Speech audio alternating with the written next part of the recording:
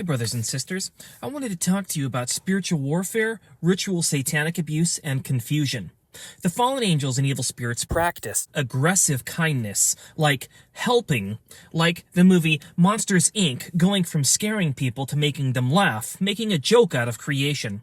They harvest spiritual pleasure from the unsaved by providing for them their own, nepotism, and then attacking those that are not their own, like predation, and spiritual torture from God's children, and their demonic being good faction of unsaved being good and bad without God equals duality.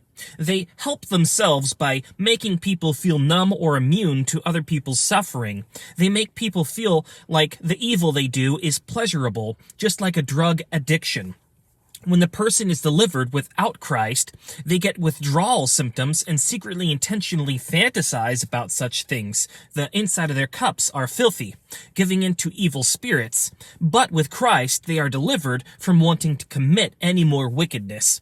When a child of God is delivered, they send intrusive thoughts and feelings, making the child of God question themselves whether or not they've actually been saved. But once saved, the evil spirits and feelings are not ourselves and are not Yahweh. Children of God get to have faith and rebuke those intrusive thoughts and feelings. Luke 10:18-20, the Lord gives us all power and authority over the enemy. The enemy tries to take parts of people's bodies over to make them feel confused, just like arousing someone just to try and tempt them into sexual sin. Their justification is, you wouldn't be aroused if you didn't want to.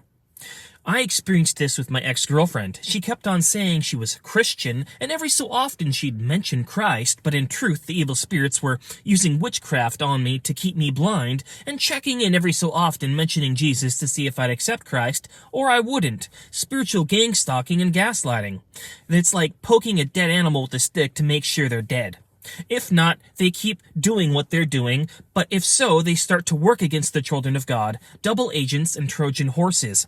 It turns out later on she wasn't Christian because she got the poke and kept caregiving in the medical industry. Once a child of God wakes up, actually accepts Christ, the evil spirits flee the child of God after using them in a demented ritual of defilement before salvation.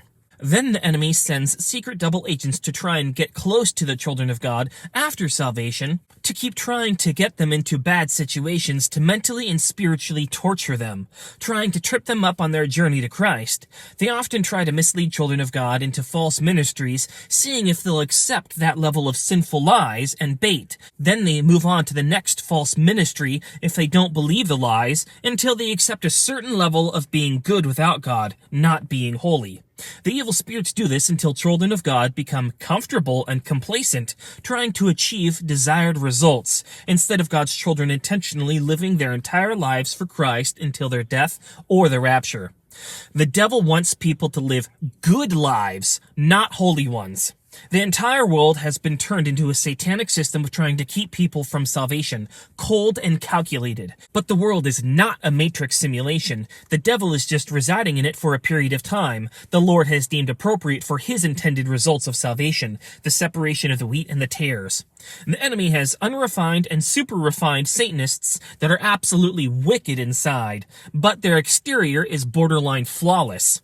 Satan comes as an angel of light, and the enemy often uses child trauma to children of God, then pairs them with good families that won't accept Christ or are secret Satanists.